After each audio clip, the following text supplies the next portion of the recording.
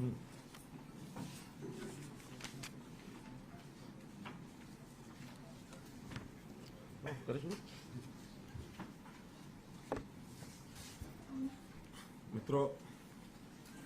आज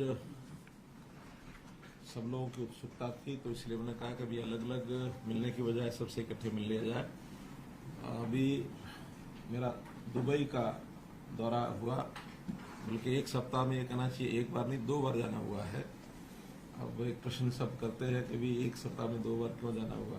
कुछ तिथियां इस प्रकार से तालमेल नहीं बैठ रहा था अलग अलग विषयों को लेकर के, इसलिए पहला दौरा मेरा 28 और 29 तारीख को हुआ, और उसमें हमारे जो एनवायरमेंट मिनिस्टर केंद्र के श्री भूपेंद्र यादव जी, उनकी तिथियां उसी हिसाब से मिल पा रही थी। और हमने जो उस दौरे का पर्पज रखा था वो था कि हरियाणा में एक बड़े स्केल की एक जंगल सफारी, इसका निर्माण हम करने जा रहे हैं। उसके लिए जगह लगभग 10,000 एकड़ ऐसा हमने ईयरमार्क कर ली है, चिन्हित हो गई है। वो 2 जिलों में वो जगह है।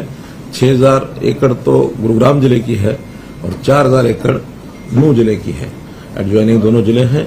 अरावली की पहाड़ियां वो एक उपयुक्त स्थान है ऐसा, फॉरेस्ट का जो एक एरिया वो अब हमने उसको डिक्लेयर करवाया है। तो फॉरेस्ट एरिया डिक्लेरेशन के बाद वहाँ एक जंगल सफारी वो बनेगी। तो उस सफारी को बनाने के लिए कई प्रकार की जो कंसल्टेशंस हैं वो चल रही हैं, और प्रत्यक्ष शारजा की एक सफारी जो लगभग 2,000 एकड़ में है, उसका नाम भी काफी प्रसिद्ध सफारी है। अफ्रीका के जंतुओं को ला करके, एनिमल्स को ला करके, और वो निर्माण किया गया उसका। पिछले 7 साल से उसका निर्माण हो रहा है, लेकिन अच्छी एक प्रेजेंटेशन उनकी है, तो हमने कहा उसको भी पहले देखेंगे, और इंटरनेशनल लेवल के और जो कंसल्टेंट्स हैं उनसे भी कंसल्ट करेंगे, ताकि एक अच्छी लेवल की सबसे बड़ी सफारी एक प्रकार से ये होगी। अभी तक 10,000 एकड़ की सफारी शायद एशिया में तो कहीं नहीं है, अफ्रीका में कहीं हो तो मालूम नहीं है कोई। सर, नेचुरल सफारी, ये क्यूरेटेड सफारी तो विश्व की सबसे बड़ी होगी। तो इस प्रकार से अपने आप में इसकी कुछ विशेषताएं होंगी, लेकिन वो सारी कंसल्टेशन चल रही है। जब ये बनकर के सारा प्रारूप इसका तैयार होगा तो हमारे सामने वो आएगी। तो इस सफारी के संबंध में कुछ विषय तो जानकारी के लिए आपको मैं बताता हूं। इसमें हमने अलग अलग जोन्स इसके अंदर जो विचार किए गए हैं, 10 जोन लगभग होंगे इसमें। एक बड़ा हार्पेटेरियम जिसमें रेप्टाइल्स, स्नेक्स आदि का एक एरिया होगा। एवरी बर्ड पार्क जो एक एनक्लोज्ड एरिना होगा बर्ड्स के लिए, ताकि एक बड़ा क्षेत्र हर प्रकार के छोटे बड़े जो पक्षी हैं उनको वहां रखा जा सके, और उनके लिए अंदर सारी व्यवस्थाएं भी होंगी। लेकिन वो बर्ड्स मौसम के हिसाब से वहां रहेंगे, ताकि वहां पर रहने के लिए उनको एक उचित वातावरण भी मिल सके। शेर जो है इनके अलग अलग 4 जोन होंगे। लायन होगा, टाइगर, पैंथर, चीता भी हम कोशिश करेंगे कि एक जोन उसके लिए बनाया जा सके, क्योंकि चीता की उपलब्धि अपने आप में थोड़ा कठिन है। फिर भी जैसे अब प्रधानमंत्री जी ने मध्य प्रदेश में एक चीते ला करके और जो एक वहां इस प्रकार का उनकी व्यवस्था की है, ऐसी व्यवस्था हम भी विचार करेंगे कि केंद्र सरकार की सहायता से कहीं से भी हमको चीता उपलब्ध हो जाए तो उसको भी हम रखेंगे। फिर शाकाहारी जानवर जितने भी रहते हैं उसमें उसका भी एक बड़ा क्षेत्र वो बनाएंगे। पशु पक्षी जो विदेश के हैं, अपने यहाँ जिसकी प्रजातियां कम मिलती हैं, ऐसे एक अलग से उसका भी एक जोन बनेगा। एक अंडर वाटर वर्ल्ड जैसा एक्वेरियम, इस टाइप के रेप्टाइल्स, इस प्रकार के जो अंडरग्राउंड भी होते हैं, रेप्टाइल्स तो जमीन पर होते हैं, लेकिन मछलियां या मगरमच्छ इस प्रकार के वो एक अंडरग्राउंड वाटर का एक जोन होगा। एक नेचर ट्रेल जिसमें वॉकिंग है, ट्रैकिंग है, साइकिलिंग है, इस प्रकार का भी एक जोन वहां रहेगा, ताकि जो टूरिस्ट आते हैं उनको वो भी एक उस प्रकार का मिले।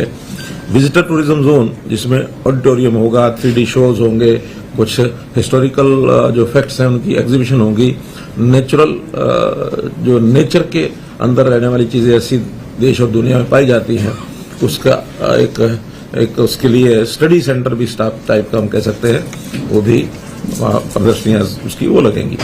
फिर एक बोटेनिकल गार्डन, बायोम्स जिसको कहते हैं, उसमें भी ट्रॉपिकल फॉरेस्ट यानी जैसे हम ये कह सकते हैं कि पौधे जो है या फ्लावर जो है देश दुनिया के अच्छे अच्छे जो प्रकार के विभिन्न प्रकार के, उसका भी वहाँ प्रदर्शन होगा। ट्रॉपिकल कोस्टल डेजर्ट ये एक इस प्रकार से ही रहेगा। तो ऐसा एक बड़ा जो जंगल सफारी का ये प्रारूप ये निकल करके आएगा। संयोग से दिल्ली के निकट होने के कारण से वीकेंड्स पर कैपिटल रीजन के जो लोग हैं उनको भी जाने का उसमें अवसर मिलेगा। एयरपोर्ट नजदीक है, इंटरनेशनल एयरपोर्ट, विदेशी जो टूरिस्ट हैं उनके लिए भी आकर्षण का एक केंद्र बनेगा और आसपास के इलाके की इकोनॉमी ये भी उसमें बढ़ेगी। हमने होम स्टे जो पॉलिसी है इसका जो प्रारंभ किया है उसका लाभ भी वहाँ के इलाके के आसपास के गांवों को मिलेगा। जो ये सारे एरिया जो है इसमें गांव जो आते हैं, गैरतपुर बास, सकतपुर, नौरंगपुर, बारगुजर, ऐसे लगभग 8-10 गांव बिल्कुल विसिनिटी में हैं, तो इनको भी उसका ये लाभ मिलने वाला है। अरावली फाउंडेशन की एक स्थापना की जाएगी। उस फाउंडेशन के माध्यम से पूरी परियोजना केंद्र सरकार, हरियाणा सरकार या अन्य भी कोई इसमें स्टेक होल्डर्स अगर ज्वाइन करना चाहेंगे उसका भी हम अभी खुला रखा हुआ है हमने इस सारे विषय को लेकर के, और ये बनाया जाएगा इसका अध्ययन करने के लिए। और इसका जो प्रारंभिक जिसको कहना चाहिए कि जो रिपोर्ट तैयार करने के लिए केंद्रीय चिड़ियाघर प्राधिकरण उसको भी हमने जिम्मे लगाया है, उनसे भी इसका अध्ययन कराया जाएगा, उससे सहायता ली जाएगी। जमीन पूरी जो है वो Indian forest act section 38 section 80 इसके अंतर्गत वो जमीन जो है ली जाएगी ताकि गांव के लोग उस जमीन को और इस सफारी के लिए उपलब्ध करा सकें, क्योंकि बहुत बड़ा क्षेत्र है। इसको इस ढंग से जो कोई और व्यवस्थाएं वो सब करेंगे। ऐसा अभी तक योजना बनाई जा रही है कि पक्षियों की 180 प्रजातियां जो सामान्यतः अभी भी जब आसपास की जो लेक्स हैं, विदेश की बहुत सी प्रजातियां वहां आती हैं मौसम के हिसाब से, साइबेरिया तक, रशिया तक, सारी प्रजातियां, अफ्रीका से भी कुछ प्रजातियां ऐसी आती हैं जो क्या उसको बोलते हैं प्रवासी पक्षी, माइग्रेशन। तो उनकी जो माइग्रेशन होती है, मैमल्स और जो स्तनधारी वन्य जीव होते हैं उनकी भी 15 प्रजातियां ये इसके अंदर होंगी। रेप्टाइल्स और जमीन पर रेंगने वाले, पानी में रहने वाले पशु ऐसी 29 प्रजातियां ये चिन्हित की गई हैं जिसके अंदर होंगी। तितलियों की 57 प्रजातियां ये इसमें होंगी।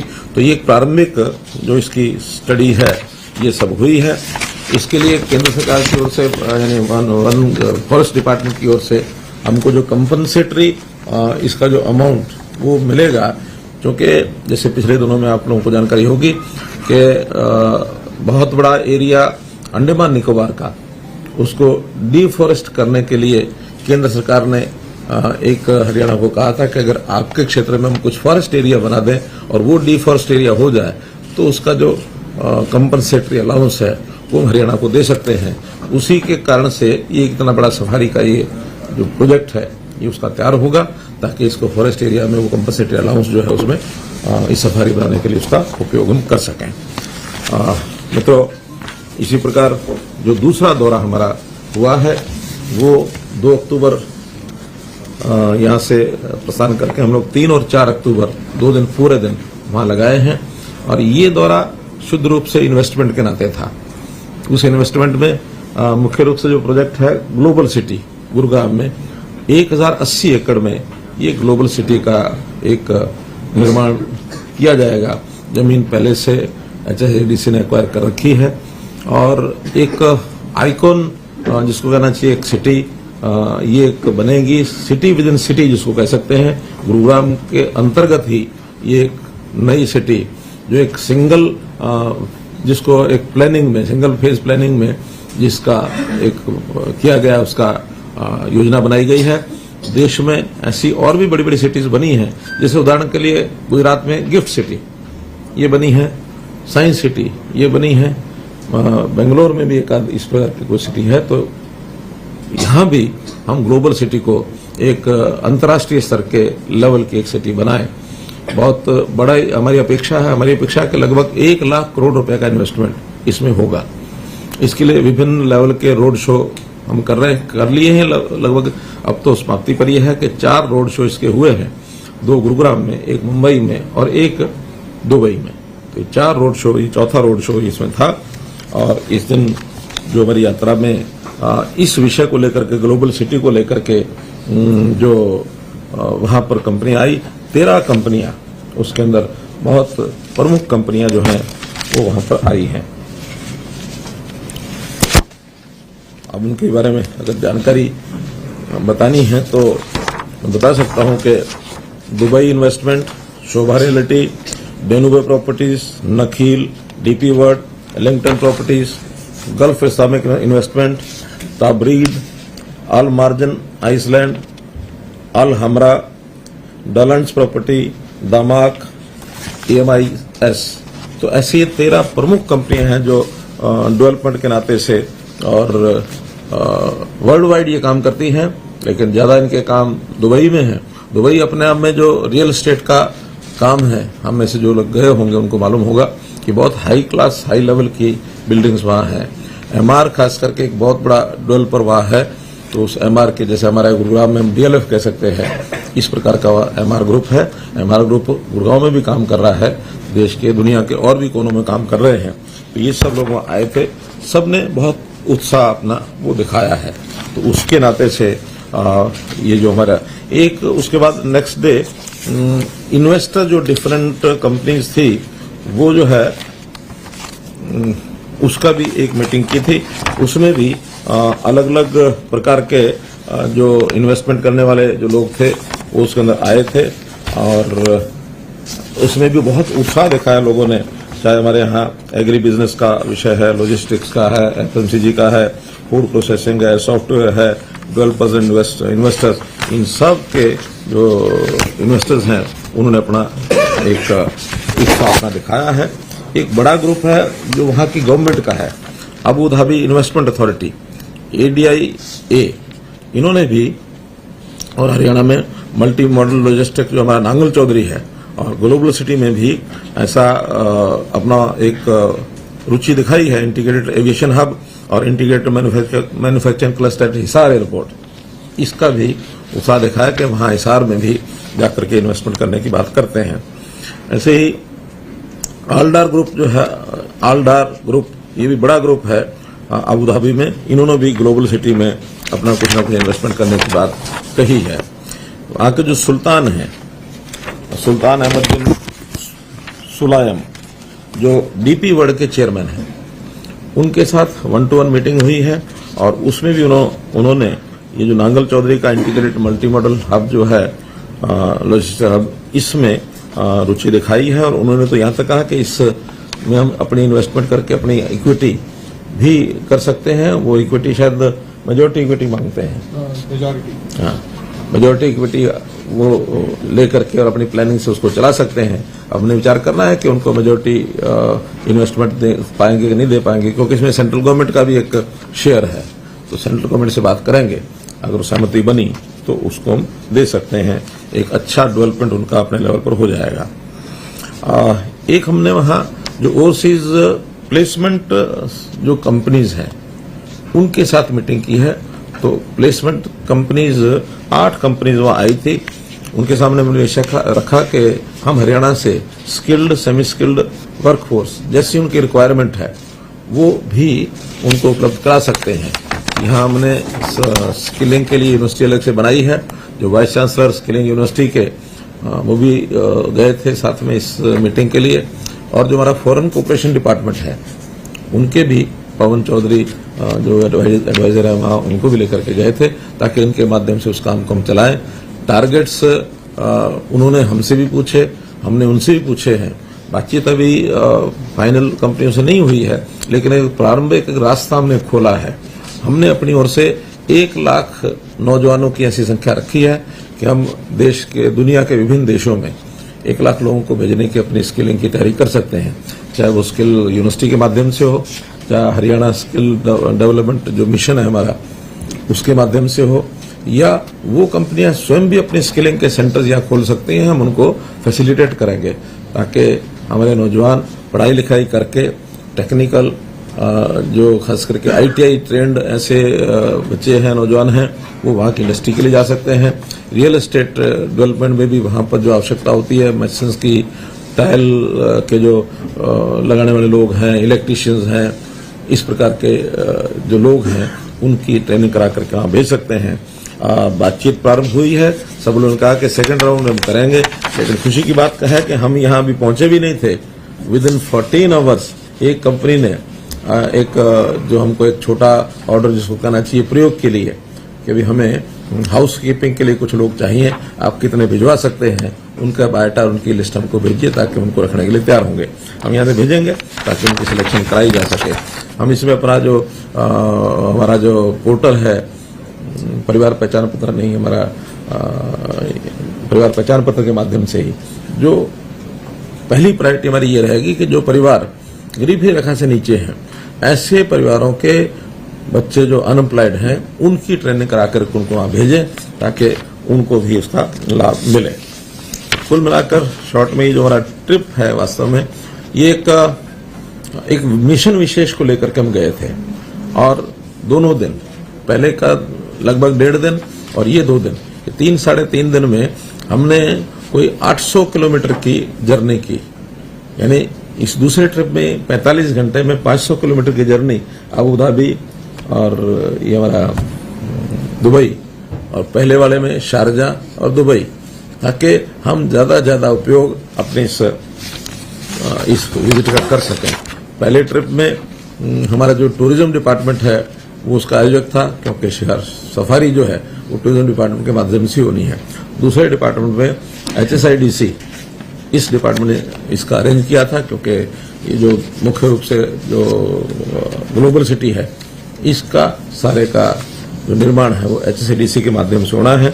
तो इस के नाते से टारगेट हमने ये रखा है कि जो पहले फेज की 1000 एकड़ में से जो लगभग 250 एकड़ का पहले फेज की ऑक्शन ग्लोबल सिटी की हम नवंबर एंड तक कर देंगे, ताकि इस काम को हम एक मूर्त रूप दे सकें और ये आगे बढ़ सके। मुख्य विषय आज के इस चर्चा का यही था। हाँ, लेकिन एक विषय जो इस समय करंट का है वो हमारी प्रोक्योरमेंट है, उसकी जानकारी भी मैं समझता हूँ आपको मिलनी चाहिए, ताकि वर्तमान में सब मंडियों में प्रोक्योरमेंट शुरू हो चुकी है। 4 अक्टूबर तक, 5 की तो कल छुट्टी रही होगी, लेकिन 4 अक्टूबर तक 8,17,000 मीट्रिक टन धान की ये खरीद हो चुकी है, और लगभग 10,000 मीट्रिक टन बाजरा, ये भी, अच्छा कल मंडियां खुली थी, अच्छा लेटेस्ट फिगर अब अलग आई है, 11 लाख धान की कुल खरीद हो गई है, और बाजरे की खरीद 16,000 मीट्रिक टन हो गई है। तो इस प्रकार से प्रोक्योरमेंट जो है ये चालू हो गई है स्मूथ रूप से। ये ठीक है कि इस बार वर्षा, थोड़ा फसल पक जाने के बाद उसका प्रकोप कुछ जिलों में ज्यादा रहा, वहां नुकसान भी हुआ है, तो उसके लिए भी हम लोगों ने गिरदावरी, स्पेशल गिरदावरी करने के जो आदेश दिए थे वो भी हुई है। और इस बार पहली बार क्षतिपूर्ति पोर्टल बनाया गया है, ताकि किसान जो है स्वयं अपने नुकसान होने के 72 घंटे